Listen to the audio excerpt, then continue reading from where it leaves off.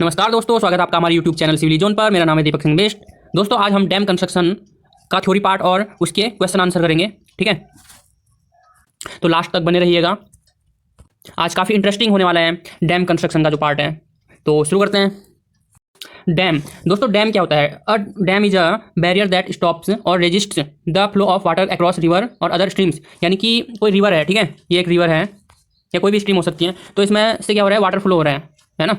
तो इसको स्टॉप करने के लिए, रोकने के लिए, या इसको रिस्ट्रिक्ट करने के लिए, मतलब इसकी स्पीड को कम करने के लिए, तो यानी कि एक हम क्या बनाते हैं, एक बैरियर बनाते हैं, है ना। वाटर फ्लो को रोकने के लिए एक बैरियर बनाते हैं, तो उसी को क्या बोला जाता है, डैम बोला जाता है। ठीक है, रिवर के अक्रॉस बनाते हैं। तो इसके बहुत सारे पर्पस हो सकते हैं डैम बनाने के, ठीक। जैसे इलेक्ट्रो पावर जनरेशन होता है, ठीक है। इरिगेशन पर्पज से भी हम डैम बना सकते हैं, उस वहाँ से एक कैनाल निकाल लेंगे, ठीक है।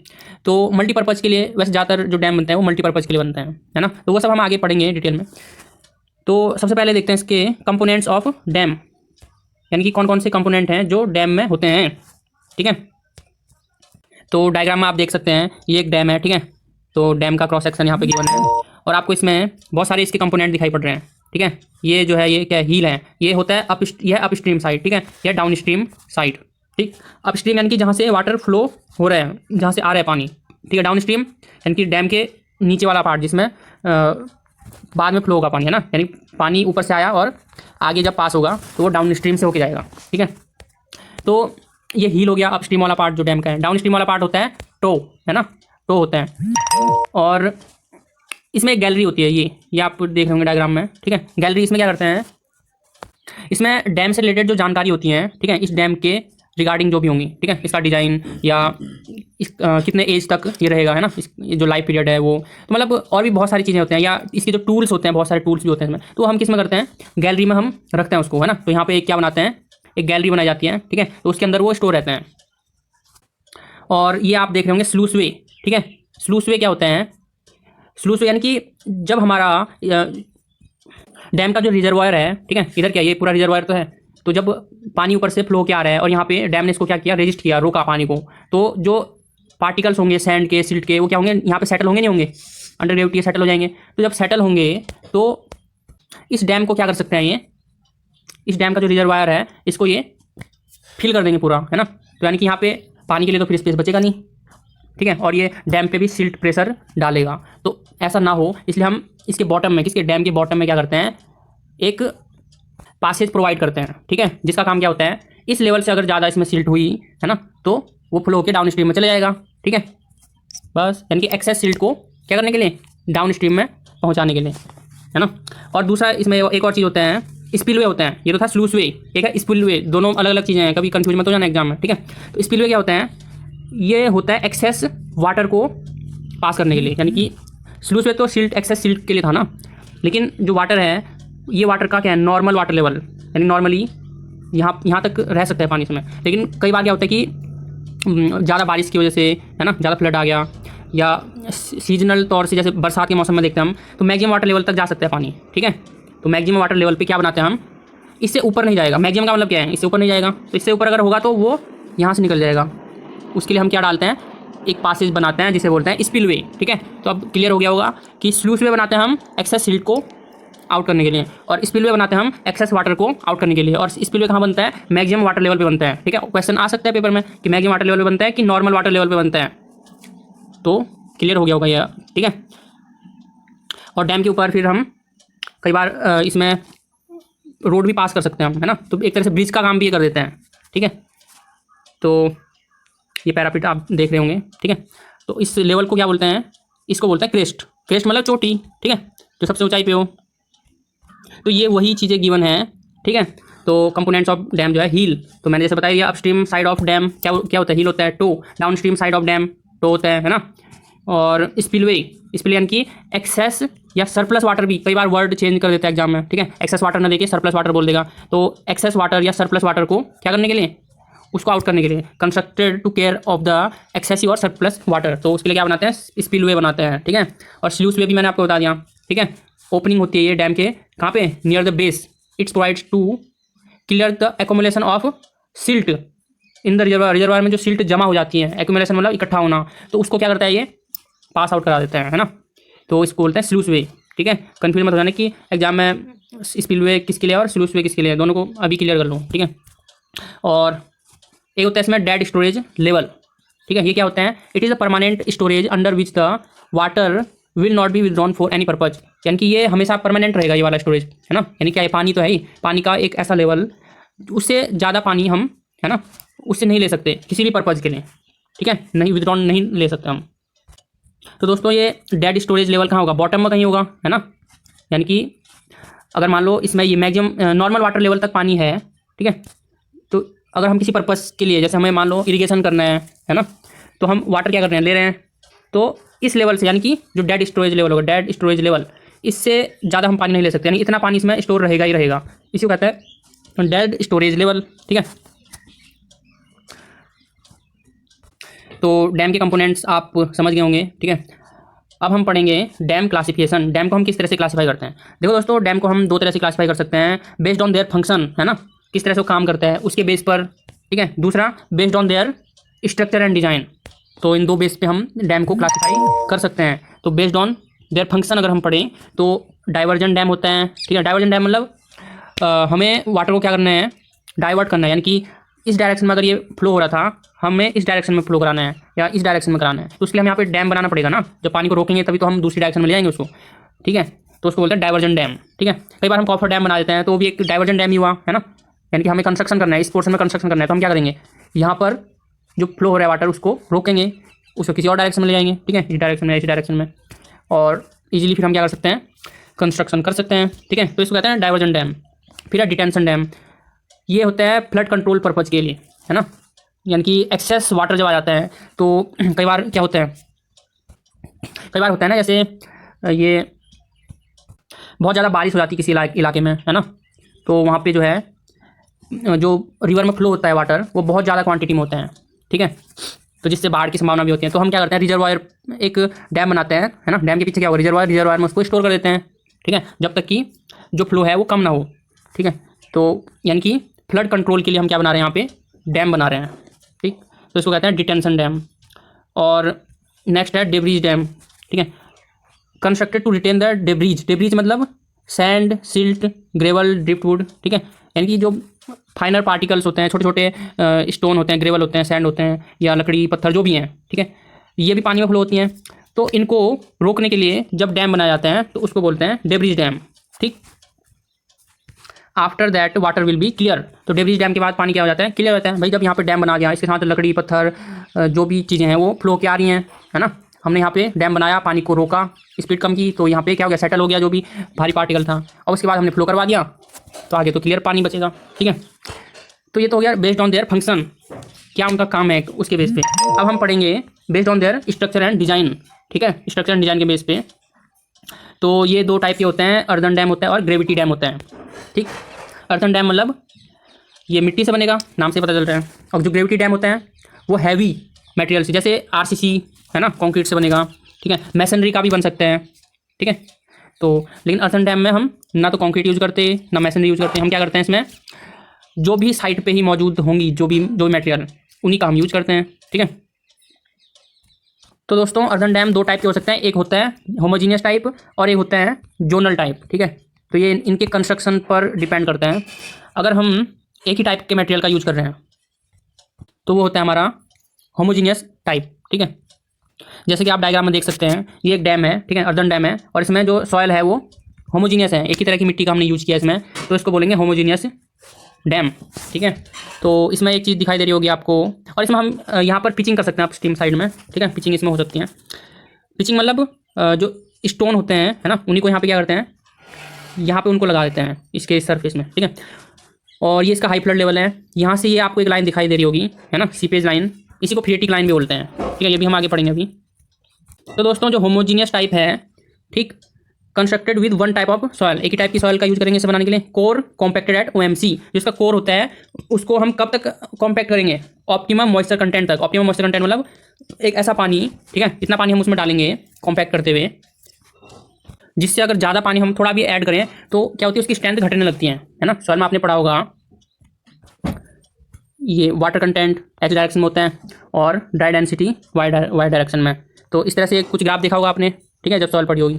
तो अगर नहीं पड़ी है तो हम आगे आपको लेक्चर प्रोवाइड करेंगे, तो तब आप देख लीजिए। तो हम वाटर ऐड करते जा रहे हैं, स्ट्रेंथ बढ़ती जा रही है कॉम्पैक्ट करते हुए, फिर ऐड कर रहे हैं, फिर से कॉम्पैक्ट करते हुए स्ट्रेंथ, उसकी ड्राई स्ट्रेंथ बढ़ रही है। एक पॉइंट ऐसा आता है, अगर उससे ज़्यादा हम उसमें वाटर ऐड करते हैं तो क्या होता है, स्ट्रेंथ घटने लगती है। तो जिस पॉइंट के बाद स्ट्रेंथ घटने लगे उसी को कहते हैं ऑप्टिमम मॉइस्चर कंटेंट। ठीक है, तो उस पानी तक हम क्या करेंगे, इसका जो कोर होता है उसको कॉम्पैक्ट करेंगे। कोर मतलब जैसे ये डैम है, कोर मतलब इसका जो एकदम सेंटर वाला पार्ट होता है ये, ठीक है। फिर है at phreatic line zero hydrostatic pressure exist. तो ये आपको ये लाइन जो दिखाई दे रही है यही क्या है, फ्रीएटिक लाइन है। ठीक है, तो इस पर जो हाइड्रोस्टेटिक प्रेशर होता है वो जीरो होता है। ठीक, और इसके नीचे below the phreatic line hydrostatic pressure क्या होता है, पॉजिटिव होता है। पॉजिटिव होगा ना, जब इसके नीचे पानी है तो पानी प्रेशर डालेगा तो पॉजिटिव तो होगा। अब इसके ऊपर होता है निगेटिव हाइड्रोस्टेटिक प्रेशर। क्यों? क्योंकि यहाँ पर वैक्यूम है, एयर है, पानी तो है नहीं, है ना। तो हाइड्रोस्टेटिक प्रेशर क्या हुआ, निगेटिव हुआ। ठीक है, तो कई बार एग्जाम में पूछता है below the phreatic line hydrostatic pressure will be, option दे देगा आपको जीरो, निगेटिव, पॉजिटिव या नन ऑफ दीज। ठीक है, तो अगर आपका कॉन्सेप्ट क्लियर है तो आप कॉन्फिडेंटली क्वेश्चन सही करके आओगे। ठीक है, और कई बार यही पूछता है कि फ्रीएटिक लाइन जो होती है किस शेप में होती है, तो होती है पैराबोलिक। और सीपेज लाइन के ऊपर मिनिमम कवर कितना होना चाहिए, 2 मीटर। मिनिमम फ्री बोर्ड कितना होना चाहिए, 1 मीटर। दोनों अलग अलग चीज़ें हैं, है ना। 2 मीटर जो है वो क्या है मिनिमम कवर टू सीपेज के लिए कवर, या फ्रीएटिक लाइन के ऊपर कवर भी बोल सकते हो आप, यानी कि ये वाला पार्ट है, ये 2 मीटर कम से कम होना चाहिए। और फ्री बोर्ड ये हाई फ्लड लेवल्स के ऊपर ये दिखाई दे रहा है ना जो आपको, ये है फ्री बोर्ड। ठीक है, इतना पार्ट टॉप लेवल तक डैम के, ये कम से कम 1 मीटर होना चाहिए। ठीक है, ऐसा नहीं कि मतलब पानी डैम के ऊपर से फ्लो हो रहा है तो इससे क्या होगा, डैम को नुकसान पहुंचेगा। तो दोस्तों जो टर्म मैंने बताया आपको, ये अर्थन डैम में है। ठीक है, होमोजीनियस टाइप के लिए था। ठीक है, अब अर्थन डैम में ही किसके लिए, जोनल टाइप के लिए। तो जैसे कि आप डायग्राम में देख सकते हैं, जोनल टाइप में क्या होता है तो ये भी अर्थन डैम, लेकिन ये जोनल टाइप है। जोनल टाइप मतलब इसमें हम क्या करते हैं, एक से ज़्यादा सॉइल का यूज़ करते हैं कंस्ट्रक्शन के लिए। होमोजीनियस में हम एक ही टाइप के सॉइल का यूज़ करते हैं, यहाँ पे एक से ज़्यादा का यूज़ करते हैं। जो कोर होता है इसमें हम क्ले प्लस फाइन सैंड का यूज़ करते हैं। ठीक है, इसको कंस्ट्रक्ट करने के लिए। और इसका जो अपस्ट्रीम वाला पार्ट है ना, और डाउन स्ट्रीम वाला पार्ट जो है, इसमें हम स्टोन फिलिंग भी कर सकते हैं। और इसको प्रोटेक्ट करने के लिए इसमें पिचिंग भी की जा सकती है अपस्ट्रीम साइड में। तो इसमें क्या है, core constructed through clay and sand, है ना, फाइन सैंड फील्ड बाई, और बाकी जो फिलिंग करते हैं हम ग्रेवल या rock in upstream and down stream side. ठीक है, यानी कि एक से ज़्यादा सॉइल हम इसमें यूज कर रहे हैं। ठीक, तो इसका जो एग्जाम्पल है वो दोस्तों जो टिहरी डैम है। ठीक है, टिहरी डैम जो है वो क्या है, रॉक फील्ड अर्दन डैम है, यानी कि जोनल टाइप ही है वो। ठीक है, ये होता है दोस्तों अर्थन डैम, जैसे कि आप डायग्राम में देख रहे हैं। ठीक, पूरी क्या है, ये सॉइल से बनी हुई है ना। इसमें ना तो कंक्रीट यूज किया है, ना ही मैसनरी यूज किया है। ठीक, जो साइड पे जो सॉइल थी उसी का इस्तेमाल इसमें किया हुआ है ना।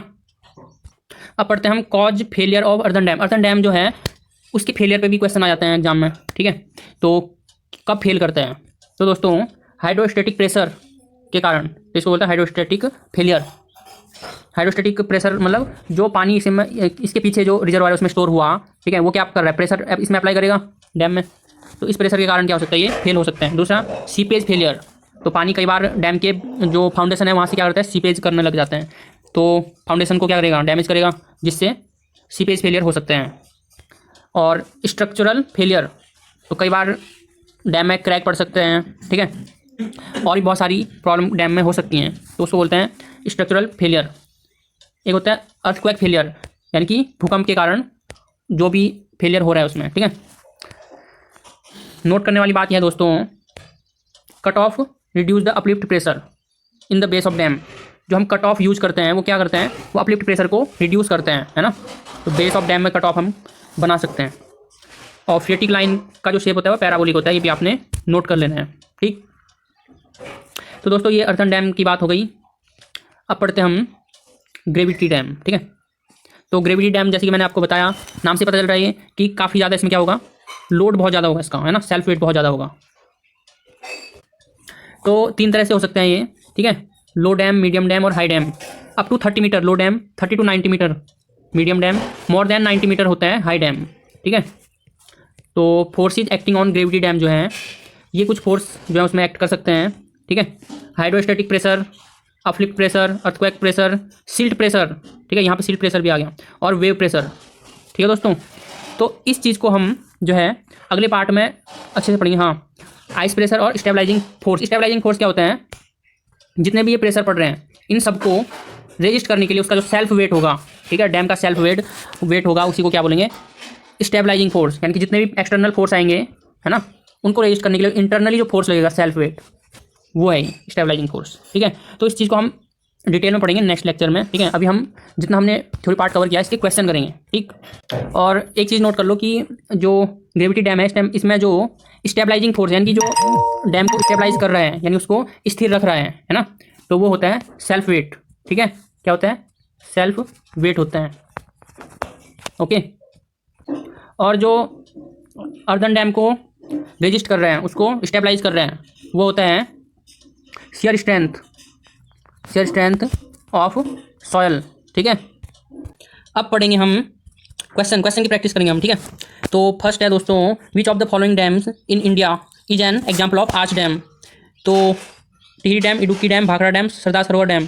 तो जो आर्च डैम है वो, ठीक है, कौन सा है, यह है इडुक्की डैम। ठीक है, केरला में है ये, तो ये आर्च डैम है, एकमात्र आर्च डैम है ये इंडिया में। ठीक है, और जो टिहरी डैम है वो क्या है, रॉकफील्ड अर्थन डैम है।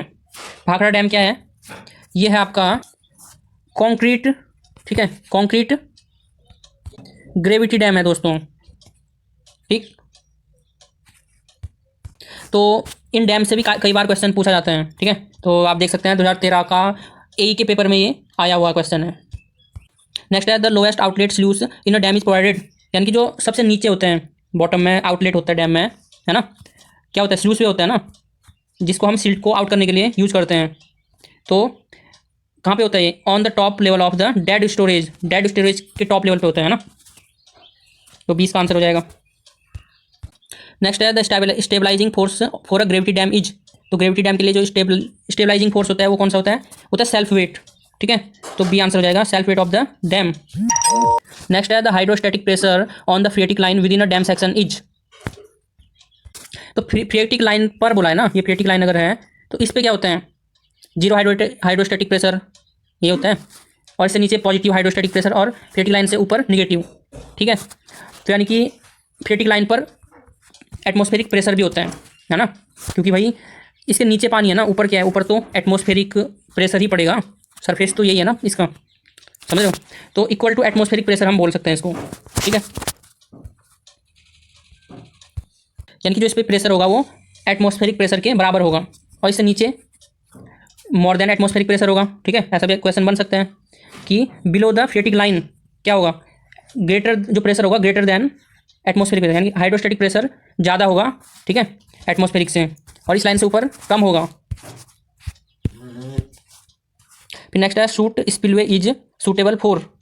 तो अर्थन डैम के लिए सूटेबल रहता है ये। ठीक है, अर्थन डैम। नेक्स्ट है which of the following spillway is least suitable for an earthen dam. Earthen dam में सबसे कम यूज किया जाता है, यानी कि अर्थन डैम के लिए सूटेबल नहीं है कौन सा स्पिलवे।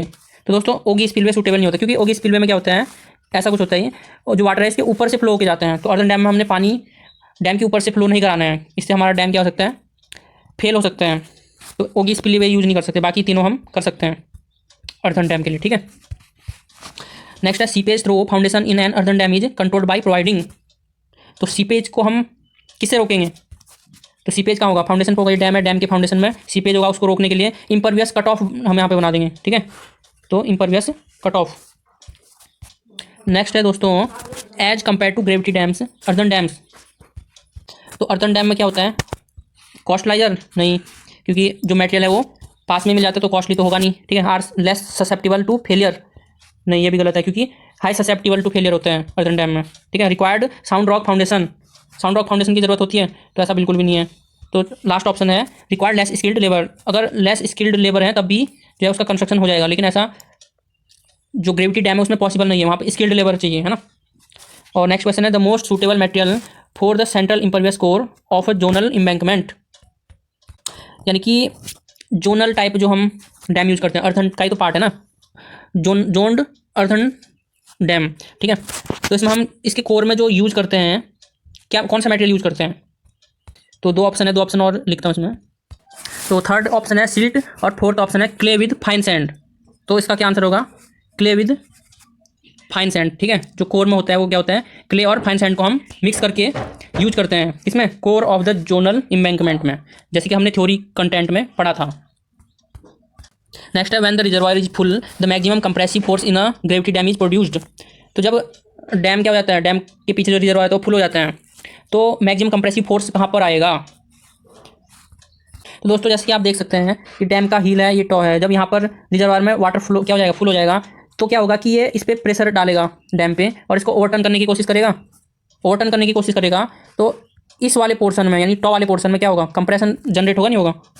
होगा ना। तो इसलिए एट द टॉ, ठीक है। द मैक्सिमम नेक्स्ट है the maximum permissible eccentricity for no tension at the base of gravity dam. जैसे कि ये ग्रेविटी डैम है, ठीक है, तो इसके बेस में कोई टेंशन क्रिएट ना हो, ठीक है। तो वो उस पोर्शन तक, या अगर ये सेंटर पॉइंट है, यहाँ से कितनी डिस्टेंस है ना, जहाँ तक हम ये बोल सकते हैं कि इसकी इसेंट्रिसिटी है। इसेंट्रिसिटी मतलब जहाँ तक कोई टेंशन नहीं होगा इसमें, है ना, क्रैक नहीं पड़ेंगे। तो अगर हम इसको डिज़ाइन करते हैं और जो इसका जो CG है, सेंटर ऑफ ग्रेविटी, वो उस पोर्शन में हम रख सकते हैं, ठीक है। वो होता है मैक्सिमम, यानी कि मैक्सिमम इसेंट्रिसिटी तक हम रख सकते हैं। तो मैक्सिमम कितनी डिस्टेंस तक? वो है दोस्तों B/6, ठीक है। तो ये था परमिजिबल इसेंट्रिसिटी, है ना। और कई बार इसेंट्रिसिटी ना बोल के कोर जोन भी बोल सकते हैं, ठीक है। कोर जोन का डाया पूछ सकते हैं। तो इसेंट्रिसिटी क्या था? इस पॉइंट से दोनों साइड ना, एक साइड का है ये, दूसरी साइड भी जोड़ेंगे तो पूरा एक डाया हो जाएगा। तो B/6 प्लस B/6 क्या हो जाएगा? B/3 हो जाएगा, है ना। तो कोर के केस में B/3 होगा।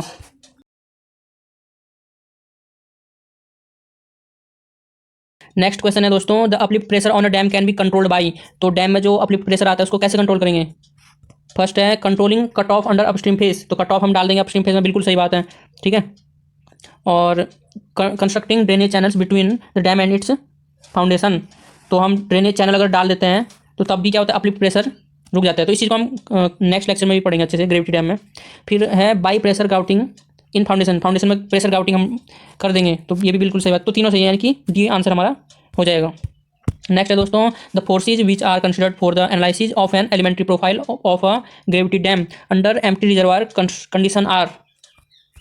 यानी कि दोस्तों ये डैम है, ठीक है, ग्रेविटी डैम है, और इसके पीछे कुछ नहीं है, वाटर है ही नहीं, है ना, एम्प्टी है ये। तो वाटर प्रेशर हट गया और अपलिफ्ट प्रेशर भी नहीं आएगा फिर, तो जो वाटर ही नहीं है। प्रेशर ड्यू टू अर्थक्वेक ये भी नहीं आएगा इस पर, ठीक है। तो कौन सा आएगा? सेल्फ वेट होगा एक, ठीक है। एम्प्टी डैम है तो सेल्फ वेट, तो ये आंसर हो जाएगा। एग्जाम में ये भी पूछ सकते हैं, है ना, कि एम्प्टी रिजर्वायर का और फुली रिजर्वायर का बोलेगा, ठीक है, तो तब सारे आएंगे, समझ रहे हो। तो ये भी ध्यान रखने वाली चीज़ें, छोटी छोटी चीज़ें हैं, पर इन पे क्या करना है? ध्यान देना है। नेक्स्ट है the water stored in the reservoir below the minimum pool level is called. तो दोस्तों जैसे कि हमने पढ़ा था कि वो वाटर लेवल, ये डैम है, डैम में वो वाटर लेवल जिससे नीचे का जो स्टोरेज है वो हम एक्सट्रैक्ट नहीं कर सकते, वहाँ से पानी नहीं ले सकते, ठीक है। तो उसको क्या कहेंगे? मिनिमम पूल लेवल बोलेंगे ना। तो इसके नीचे जो पानी है, जो स्टोर्ड वाटर है, उसको क्या बोलेंगे? उसको बोलेंगे डेड स्टोरेज, ठीक है। नेक्स्ट है for a flood control reservoir the effective storage is equal to. तो फ्लड कंट्रोल के केस में जब हम जो हमारा रिजर्वायर होगा तो उसमें इफेक्टिव स्टोरेज क्या होगा? तो जैसे कि ये अगर हमारा डैम है, ठीक है, इसके पीछे जो रिजर्वायर है, ठीक, इसमें जो मैक्सिमम वाटर लेवल होगा वहाँ तक का जो पानी होगा वो क्या होगा? हमारा यूजफुल वाटर होगा, नहीं होगा। और उसके ऊपर अगर फ्लड कंट्रोल के लिए नहीं, तो ऊपर भी इसमें पानी हो सकते हैं, तो वो सरचार्ज स्टोरेज होगा, है ना। और इसमें जो बोल रहा है ये कह रहा है इफेक्टिव स्टोरेज क्या होगा? तो useful storage plus searcher storage minus valley storage, ठीक है, वैली स्टोरेज माइनस कर देंगे, ये क्या हो जाएगा? हमारा इफेक्टिव स्टोरेज हो जाएगा, ठीक। एक क्वेश्चन है दोस्तों upstream slope of an earth dam under study seepage condition is. तो जो अपस्ट्रीम स्लोप होता है वो क्या होता है? इक्विपोटेंशियल लाइन होते हैं, ठीक है। इक्विपोटेंशियल यानी कि मान लो ये अर्थन डैम है, ठीक है, यहाँ पर जो ये फ्लो होगा उसमें वाटर फ्लो होगा, ठीक।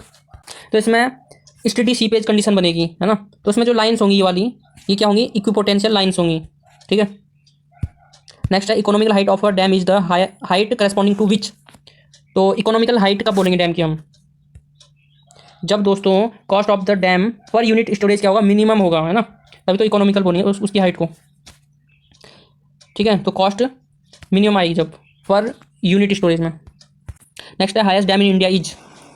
तो दोस्तों हाईएस्ट डैम अगर बोला है तो हाईएस्ट ग्रेविटी डैम बोला होना चाहिए। ठीक है, हाईएस्ट ग्रेविटी डैम, तो वो तो कौन सा है, भाखड़ा डैम है ना, भाखड़ा नागल डैम। अगर हाईएस्ट डैम बोलता है तो वो कौन सा होता है, टिहरी डैम होता है, टिहरी।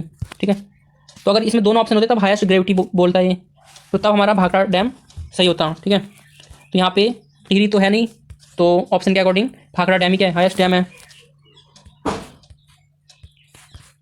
तो आप नोट कर सकते हैं कि हीराकुंड डैम क्या है, लॉन्गेस्ट डैम है इंडिया में। टिहरी डैम क्या है, हाईएस्ट डैम इन इंडिया। ठीक है, ग्रेविटी के लिए पूछेगा तो तब भाखड़ा डैम है highest dam in India. Idukki dam only arch dam in India. ठीक है, केवल एकमात्र आर्च डैम इंडिया का इडुक्की डैम है जो केरला में है। ठीक, तो दोस्तों आज यहीं पर विराम देते हैं, फिर नेक्स्ट लेक्चर में जो बचा हुआ थ्योरी कंटेंट है और उसकी जो मैक्सिमम क्वेश्चन हो पाएंगे वो हम कवर करेंगे। ठीक है, तो आप इनको नोट करिए और इनकी खूब प्रैक्टिस करिए। ठीक है, काफ़ी बढ़िया कंटेंट आपको दिया है ये। ठीक, तो अच्छे से इनकी आप प्रैक्टिस करिए। अगर आपको वीडियो लेक्चर पसंद आई हो तो लाइक करें और चैनल को जिसने सब्सक्राइब नहीं किया सब्सक्राइब करें और अपने ज़्यादा से ज़्यादा दोस्तों को शेयर करें। वीडियो कैसी लगी कमेंट बॉक्स में जरूर लिखें। फिर मिलेंगे नेक्स्ट वीडियो में, तब तक के लिए आपका बहुत बहुत धन्यवाद।